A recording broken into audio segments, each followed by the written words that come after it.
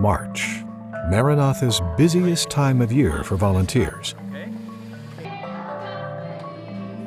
Each year during the spring, hundreds of Maranatha volunteers pour into the mission field. It makes up half of Maranatha's total number of volunteers for the year. March 2020 was supposed to be the same. Maranatha had recently started working in the country of Peru and expected hundreds of volunteers to serve there as well as other locations. But an extraordinary event was developing that would soon ground Maranatha volunteers and the rest of the world. A novel coronavirus, eventually known as COVID-19, had begun to spread around the globe, infecting significant portions of the population. This virus would soon bring travel, commerce, and life itself to a standstill. Chris Webb is a high school English teacher in Texas who was preparing to lead a group of more than 70 volunteers from Burton Adventist Academy on a mission trip to Peru.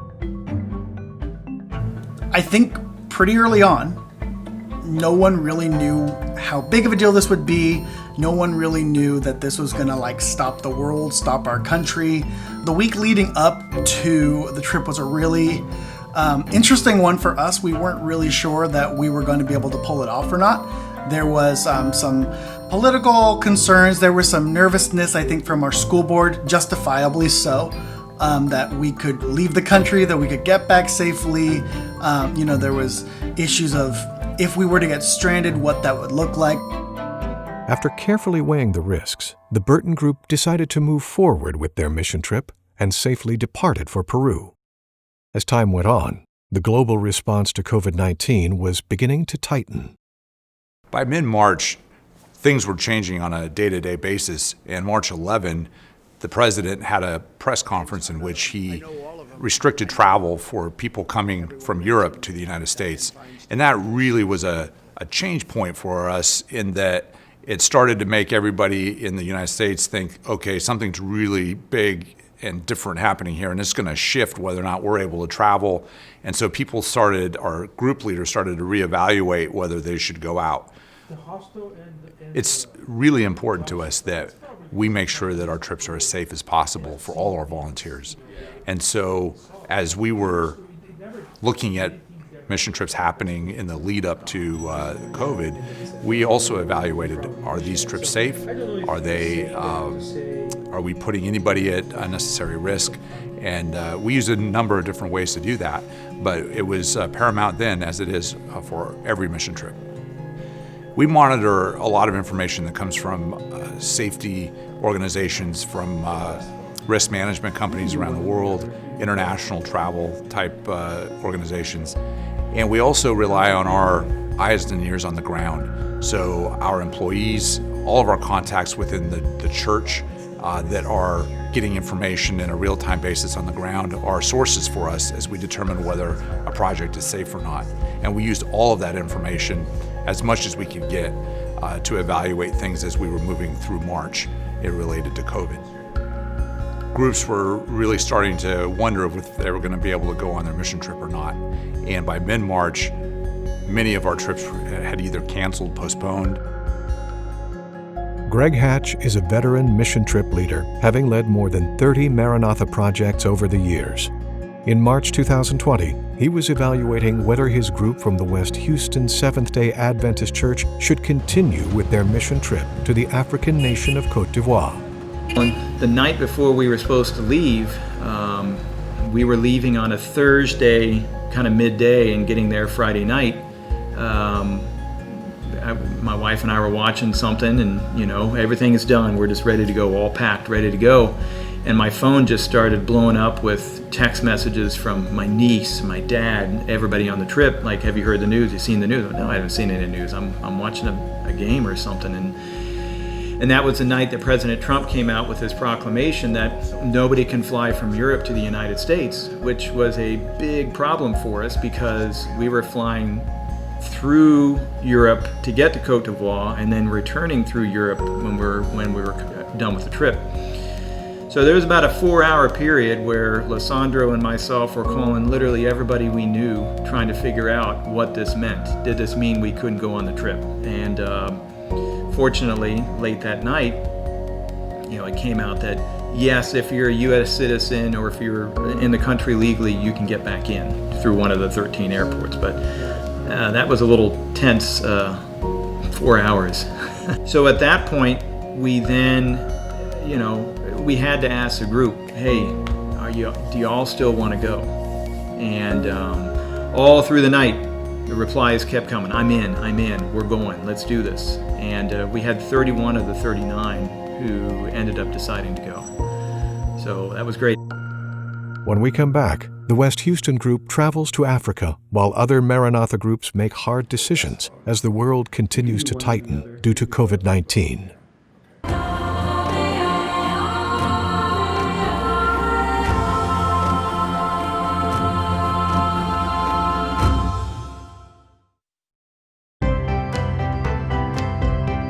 Are you wondering what is happening in the world of missions during these unique times? Watch Mission Maranatha for a comprehensive look at how God has been and continues to open doors for the mission of Maranatha in 2020. Visit maranatha.org to watch the program in its entirety, or pick an individual segment to watch and share with a friend.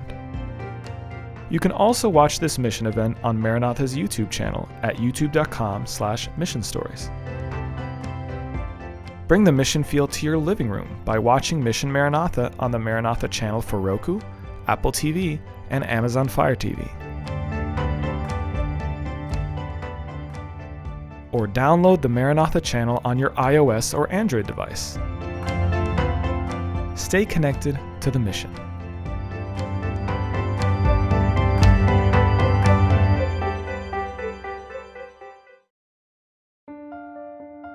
As the West Houston group safely made it to Cote d'Ivoire, travel restrictions continued to mount, and other Maranatha groups were forced to make tough choices. A group from the Grace Point Adventist Church in California decided to travel to Kenya, but ended up turning around before they made it. Another group of volunteers was already in Kenya, serving at the Kajiado Adventist School and Rescue Center. As airlines around the globe began to announce cuts in service, some of the group moved up their flights to leave early. The rest of the volunteers departed a few days later. Back in Peru, Chris Webb's group was safe in the midst of a successful project constructing a new building for the Waikon Ere Seventh-day Adventist Church. I think that our mission trip went amazingly well. We built a church. No one got hurt other than sunburns. I think we were able to see 1,300 patients. Our medical people were able to see that. See some surgeries. We had people handing out glasses, and we had eye doctors who were doing, checks and all that. We were able to take care of a number of different locations as far as doing VBS programming. Meanwhile, my wife and I as we were running the trip, we would kind of be traveling between the different work sites and uploading pictures, and you pull your phone out and you start seeing stuff like, okay, well, this school is now being shut down indefinitely. These airports, it doesn't look like you're going to be able to travel through this certain airport, or certain countries and stuff like that, or the number of cases in Texas and the number of cases in Peru, and Peru's a really big country, and so it was calculus. It's all those pieces together kind of coming into my head, and just kind of thinking okay, well, how do we deal with this? Is this something where we need to bail out, or is this something that we're still doing well? And I feel like throughout that entire process, we were always very, very, very safe. Very safe. Well, everybody worked so hard over the course of that week, and so our reward portion, our adventure that after we were done with all the stuff, was to get on a plane and fly from Lima to Cusco, and then make our way up the mountain in this really, really high elevation and make it to Machu Picchu. We were just at the top of the world. Literally, it was the coolest experience, and such a beautiful way to kind of cap off the trip. Yeah, we were literally on top of the mountain, and we got our way back to the hotel. And as we were preparing to kind of eat and relax, then we hear the news. What we found out was that Peru was going to be shutting down their airspace Monday evening in a little less than 24 hours. And unfortunately, our flight leaving from Lima back to the United States via Mexico City was going to be leaving on Tuesday morning, very early on Tuesday morning, like at 4 a.m. Also in Peru, hearing the same news, was a group of 38 volunteers from Alaska with Amazing Grace Academy. They had been serving in the town of Ica to construct a large school building. 20 members traveled to Cusco in order to see Machu Picchu. Unfortunately, they had to cancel their excursion. However, as a smaller group, they were able to quickly find flights out of Peru through Bolivia before the midnight deadline. The Burton group was still 2 hours away from the Cusco airport, and with rumors that the roads might soon be shut down or curfews enforced, the sooner that they could get to Cusco and catch a flight to Lima, the better. Because of Burton's large group of 72 volunteers, even once they got there, commercial flights would be difficult to find. I've traveled enough in my own life that if I'm on a trip by myself or with my family and they shut the borders down, cool. Like we'll deal with it. It's a cool opportunity to have a crazy experience, right? When you're there with 50-something high school kids, and I looked at each one of their parents in the eyes, and I said, "I'm gonna bring your kid home." The scariest thing is when we find out that something's about to go down. Like, I just kept coming back to how am I gonna get these kids back?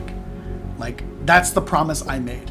Things kind of progressed along the trip, and there kind of starts to become this like dark cloud of like, COVID, and then, are they going to shut our airport down and everything? And it was very, very easy for me personally to get into kind of a dark place and to really feel, down and discouraged and scared and just wondering, okay, what's next? And the kids were absolutely my inspiration. They were unbelievable.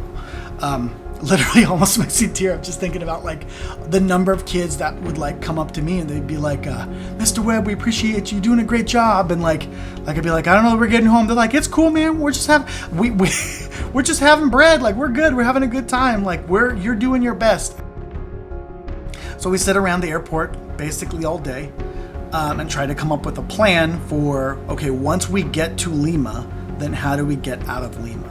And there was a couple different plans that were in place, and thankfully we had some people from our church who stepped up and arranged for a flight to take us from Lima back to the United States as long as we could get out before midnight on Monday.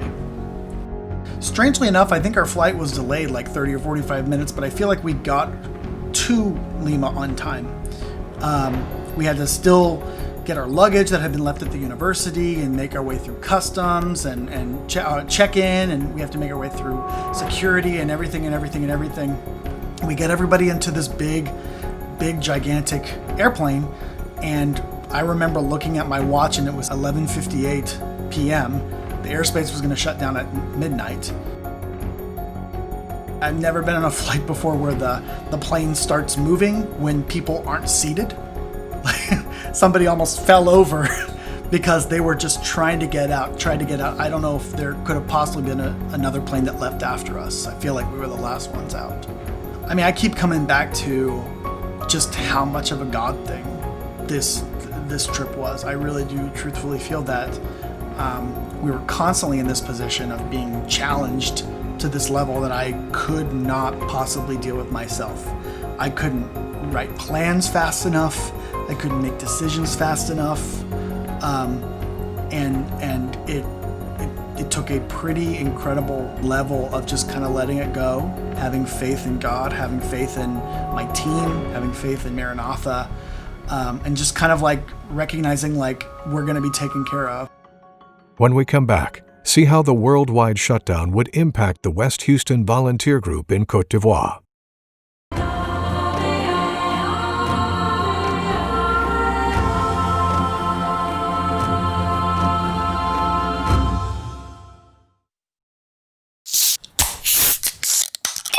Some companies spend millions of dollars to bring you these sounds and images. These sounds and images are created from the dollars you give to Maranatha. Your support of our well drilling efforts is bringing clean, accessible water to communities in Africa, India, and Brazil. Because while this sells soda, this saves lives. With all volunteers out of Peru and the last volunteers departing Kenya, the only remaining Maranatha volunteers in the field were Greg Hatch's group in Cote d'Ivoire. Cote d'Ivoire was a great trip, and to a person, everybody was very excited about our time there, coronavirus aside. It started that Sabbath morning, because we got in Friday night, and Sabbath morning we went to church at the church that had been built by a previous group. The pastor and the first elder, both of them said, through a translator of course, because I don't speak French, they said, "Thank you for coming, and that we've been praying for you, and that the whole church in the entire country has been praying for you over the last week." And because they've heard what's going on with the coronavirus and all this, said, "We're just praying that you would still come to serve." And that was very empowering, even before we started the work. I was working on the roof, getting the roof on, and I noticed a crowd of people gathering over there, where the buses usually parked. And I called, Gilberto. I said, why is everybody lined up over there? I said, they're here for the evangelism. I said, evangelism? No. I thought to myself at the time when he said that, I thought, well, the first elder has been, he had a chair every day, and he would sit there and he would talk to everybody. I thought, oh, he's preaching to them. I came down and I said, well, where's the evangelism? He said, you brother, you're the evangelism. He said, people came to watch you guys work, and this is evangelism. And so that was also a nice way to end the week, kind of, sandwiched between everybody praying for us to get there, the fact that they thought what we were doing was evangelism. Every morning throughout the week, not by choice, I was waking up earlier and earlier and have my devotion, and then I would read what's going on throughout the world, and that was always a bad idea. But it would let us know what's going on, and I would have to put it out of my mind while I'm on the job site.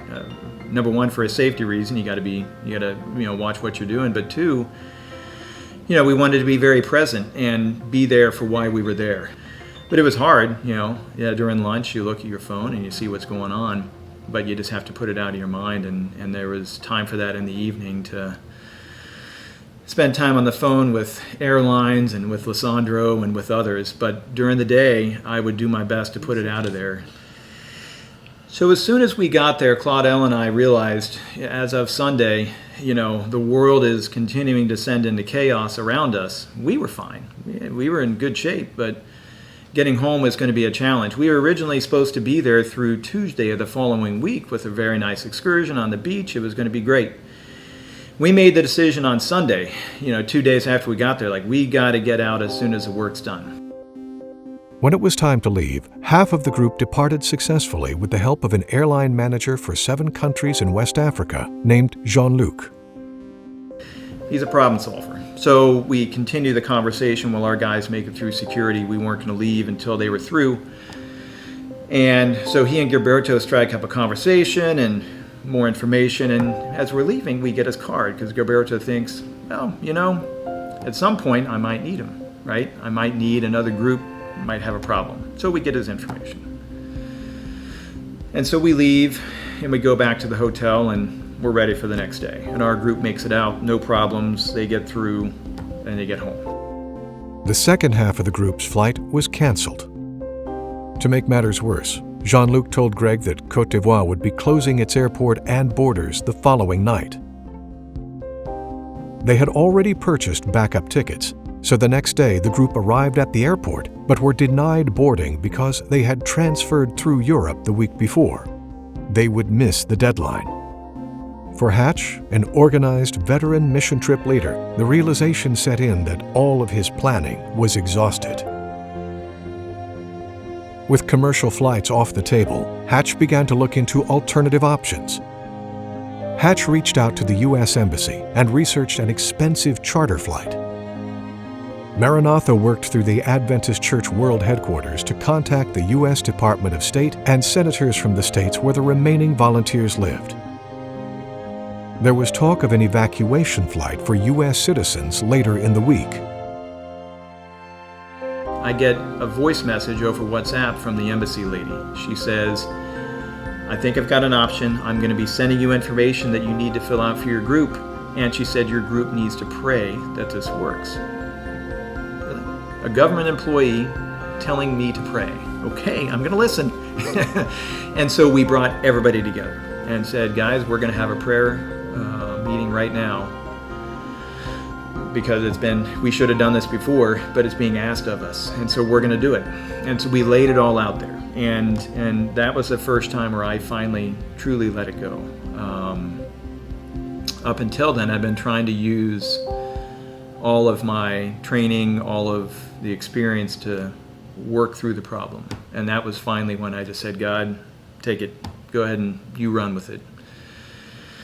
So we had an amazing prayer session, and about a half hour after we finished the prayer session, I get a call from Jean-Luc. He calls me rather than just email. He says, I have seats. I have 4 seats.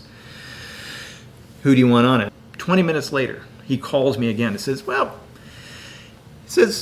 what would you think if I got all 13 on that flight? I said, I would think that you're a direct answer to prayer is what I would think. And he started going through all the information, taking the credit card and getting us booked. So he said, you need to be at the airport at 6. So within 3.5 hours of that prayer session, we were booked, ticketed at the airport. And that was the most amazing direct answer to prayer that any of us have ever seen.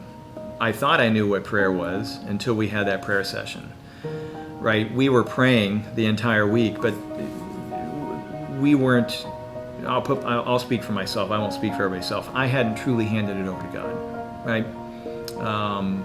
And that was a mistake, and one that I hope I don't make again. The second was faith, that we needed to have faith that God was He brought us to this challenge. He's going to get us through the challenge. On March 23rd, after days fraught with drama, the group arrived back in the United States. It felt great. There's no question about that. I told the Customs and Border Patrol, he said, welcome to America. He said, you have no idea how welcome I am. And so one of the biggest takeaways is I think God was just kind of sitting behind me, just watching. And finally, when it was time, he just kind of tapped me on the shoulder and said, are you ready for me to take it now? Good. You gave it up. I've got it now. Let's get this done. 2 days of worry, 10 days of worrying and planning for me, you got it done in 3.5 hours. So that's the biggest learning for me. By March 24th, all Maranatha volunteers had made it home. Whether it was disrupting travel or postponing volunteer projects, COVID-19 had a significant impact on Maranatha during March 2020, but it could not crush the spirit of Maranatha. I was really taken by how every single group leader that we were working with, mission trip leader, was so focused on wanting to get their volunteers out into the mission field. And they were really focused and really, it was really important to them that they fulfill the mission that they had started. Many of them had taken site visits ahead of time and felt like they'd made a commitment to the host community that they were going to visit. And so that for them it was almost personal that they might not be able to go. And so almost to a person, these leaders were feeling that if God wanted them to go, that he would open the doors for them and make it possible. If not, he would shut the doors. And until the doors shut, they were going to push as hard as possible. And that was really inspiring. March 2020 was a trying time for the world. But in the following weeks and months, Maranatha began to push forward. Our local crews, sheltering in place, started to safely work in countries like India, Zambia, and Kenya. the mission was interrupted, but not stopped. Months later, volunteers would again serve on projects, starting in the United States. Despite seemingly insurmountable odds, Maranatha would continue to advance the mission with the same unrelenting passion displayed by our volunteers.